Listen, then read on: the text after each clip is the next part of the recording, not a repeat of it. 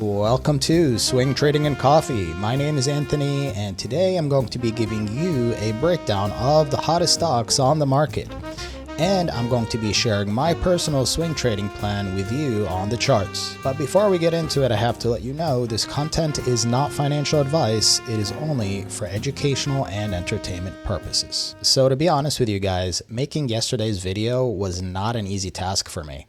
The market drop came on suddenly and with little warning, and I was ready for the breakout. I had already hedged earlier in the week, and I made some money off of that, and I stopped out of a couple positions, but I managed to ride the most of them back up, and I was waiting for that next big breakout, and then boom, it gapped down again. There were maybe some warning signs intraday of weakness and low volume, but I figured that was just news related about the government shutdown and that we just needed to give it a little bit more time. And then the next day, sudden drop, and it was too late to really get a hedge because we were almost at the bottom of the channel. Now, looking at the charts, the initial hedge I took was up here when I had been telling everybody that we've been going up for a while and we have limited room to the upside. So, we could break through it, but chances are we may not, and we will reverse back down. So that was the first hedge I took. I stopped out of a couple, but the majority of the positions I still have open with me. Now, this was the second drop, and we are on the 4-hour, and that's why you're seeing two candlesticks for each day. If you switch over to the daily, you'll have a different picture here. You see this big gap, and then, it looked like we were going to go back up, and then we dropped down into the end of the day. And also, same thing happened today. It is bearish that we did have that drop end of day. However, you could look at this a different way. You could look at it that this is an engulfing candle because the body of the green candle completely eclipses the red candle. So that kind of negates some of the bearish momentum here. And we are holding this zone at the 21 EMA, which is a good spot for a bounce, especially in a swing trade. It's when you break down below the EMAs like we did here is where it gets really worrisome. Now, what might happen in the next couple days that may shift the market either way? The first one is pretty obvious. It's the government shutdown. They need to figure it out how they're going to do this, whether they're going to end the filibuster or whether they can reach an agreement. But once that news comes out, we have positive news. I think that will be the catalyst for the next push up. The other catalyst could be Tesla tomorrow. They have the shareholder vote. And if that launches Tesla up like 10 or 12%, and that is what I think the case will be, there will be a very big reaction because so many people are in calls right now. And if the price moves upwards, they're going to have those shares available. So they're going to have to start buying it up to cover against those options they sold. Let's take a look at the triple Qs. Similar story here, but we have this support right there at 617. However, we haven't really filled the whole gap. We filled half of it, but we still have a little bit of a gap at the bottom. They don't always get filled. I say 70-ish%. Some people lean 80, but as long as we filled some of the gap at least, that could be enough. We may have some volatility and I think chop to the side until we get more certainty around what's happening in politics and what's happening with the economy. I mean, we did get the ADP numbers, and that was a factor in the bounce today in the market. So it's looking good, but the Fed doesn't have the data they need, and this thing has been really drawn out. Once we have good news, I think we gap up here, and then we start continuing up towards our end of year targets. So today, the two superstars in my portfolio that held it up were, first off, were Tesla. We had a nice move up off the point of control here. So I am still looking for that breakout. And I just put up a Tesla video if you want more information on what's going on with the vote and the scenarios, you can check out that video. Next we have TSM. This one a little bit of a bounce, but faded into later part of the day. We do have this lower trend line here. It's really on the edge. It needs to break above it. If we see a red candle here, then that may be bad news. But it is looking just maybe a little bit overextended. I mean, this line could be drawn a little bit down. That looks a little bit better. Makes more sense. It is holding the line. So waiting to see what happens tomorrow. If we get the bounce back up into the upper part of the triangle and try and take out 308. Oracle getting a little bit of a bounce. Not much has changed in this pattern, but this could see a big move to the upside. I'm waiting for that. If we do break below the 241, then I'm wrong on this trade and then I stop out. NVIDIA. So I was telling you guys that I had a position in NVIDIA and I was scaling out of it. The last time I took some off, it was about, I want to say 150% up on the options. So I took a quarter off then, and then the day of the big drop, the P&L went down to about 50%, and I was like, I'm not going to give any back to the market. Let me de-risk a little bit, take off the remainder of the position. I only had a quarter remaining, and use that for some dry powder to deploy if we go lower. And that's when I scooped up the TSM shares. So I already made my profit on this, and I sold, I want to say I sold somewhere either here or this second candle once we started to drop, somewhere in that zone, and it continued. So it is at the support. Support's a little bit, maybe a little bit lower. We can pull this down a little. And yeah, it's right at support and right at the 13 EMA. So as long as we're holding that 13, or the 21, I think we're good for continuation. I was just chasing after stocks that could possibly have more volatility than NVIDIA and give me bigger returns. AMD found some nice support today off of this zone and bounced back up. Looking very strong. No position for me, but this could have a more extended move up to 327. If it really gains some momentum and volume, it's possible. Now, looking at Micron, I'm not in this one. However, I do have levels down on the chart because I was trading this. I took 2 trades on it. The first one, I believe, was a breakout off of here. And this one gave me something like, I don't remember if it was like 350% or higher. It was a pretty high number. And then I took a second trade here. It didn't give me as much. I got out early once it started chopping around and showing signs of resistance.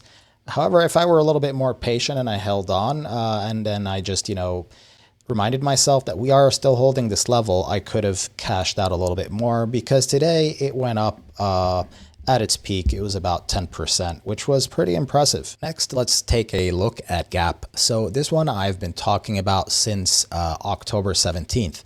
And the reason I remember the date is because I had posted about it on X, and I posted my entry. It was somewhere around here once we bounced off the EMAs. We came up to try and test these previous highs here, and we failed.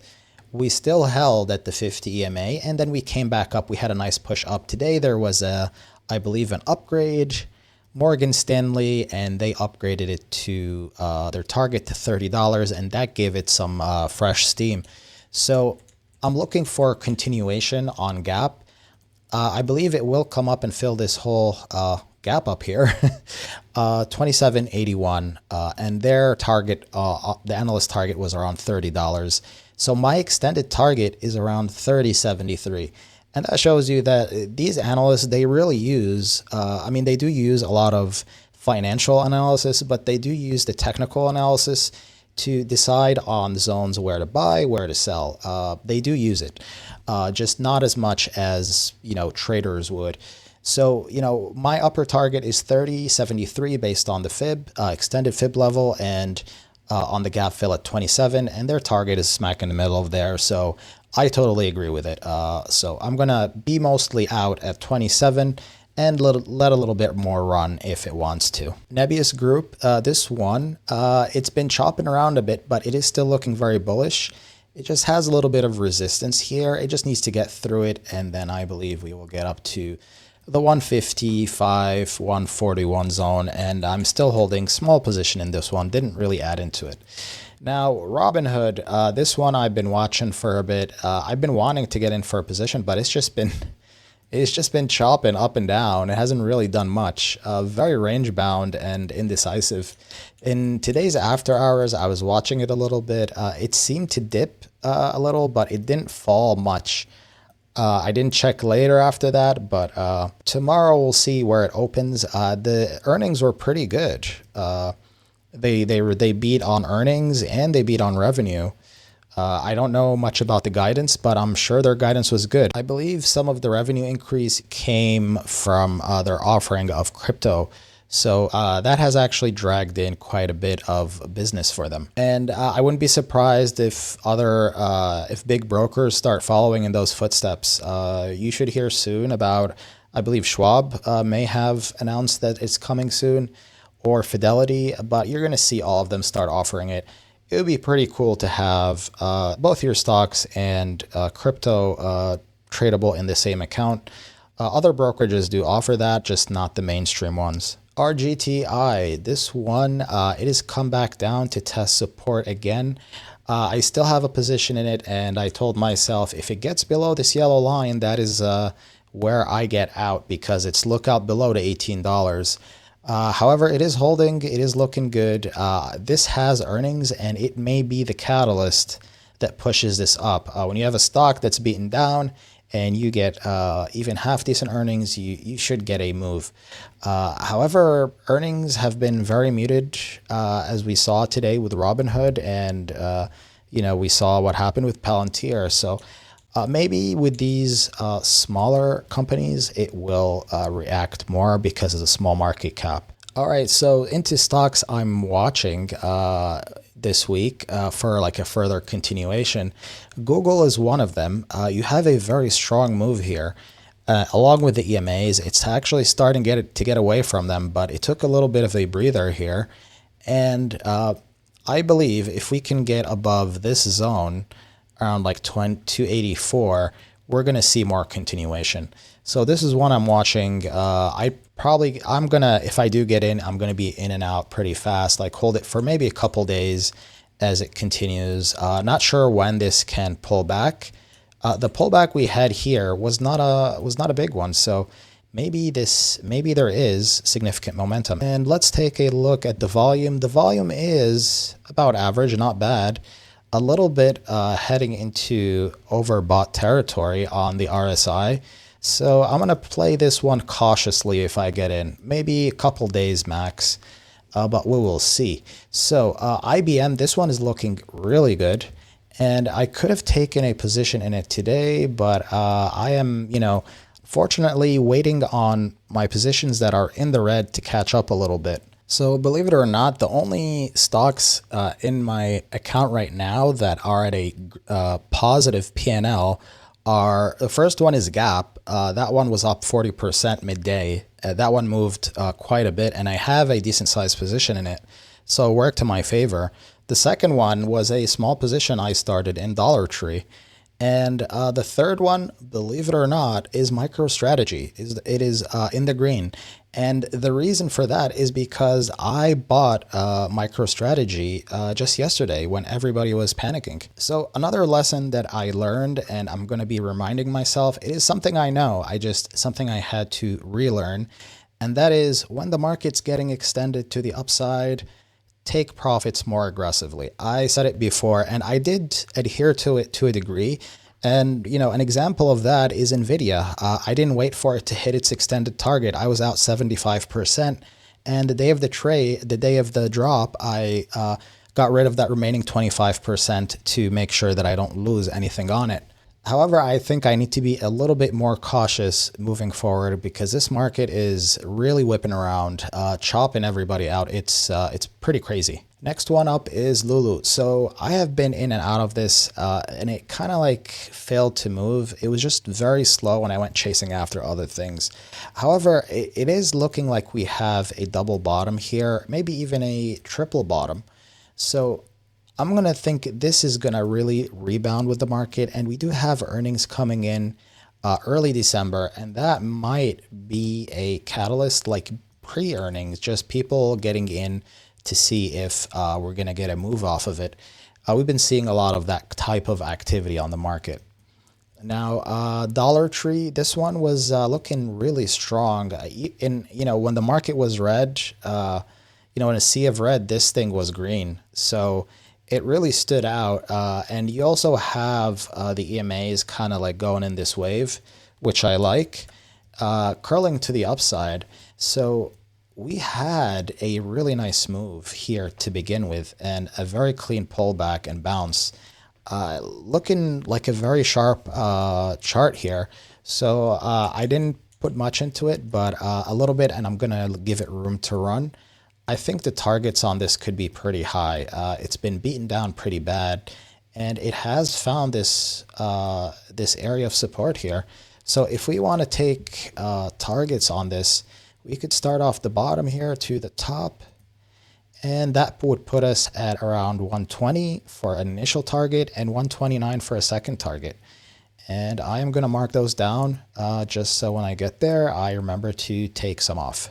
HIMS, this one I was actually posting about on X today.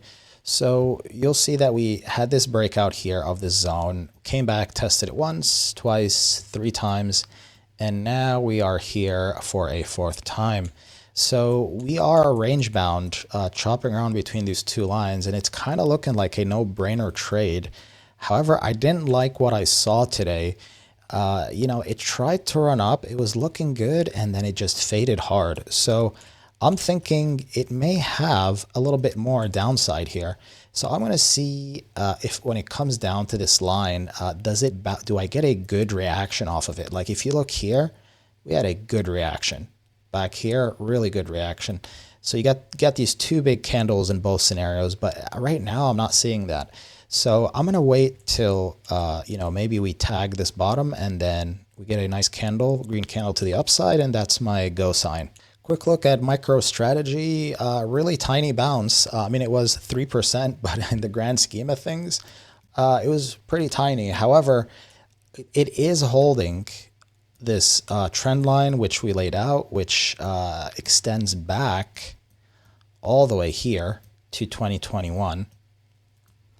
So you have this one here, second one, third point of contact, and this is approaching the 4th.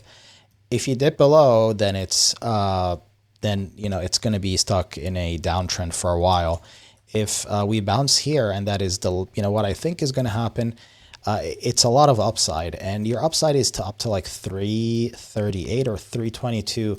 I think these are easy targets, and Bitcoin seems to be holding up. It's up to 103, close to 104. So once I think for MicroStrategy and Bitcoin, first we need the government to reopen. And the second thing is we're going to get more rate cuts, regardless of what Jerome Powell has been saying. We get one more rate cut, and this is going to run because, financial tightening is going to be over end of December. So it's not too far off.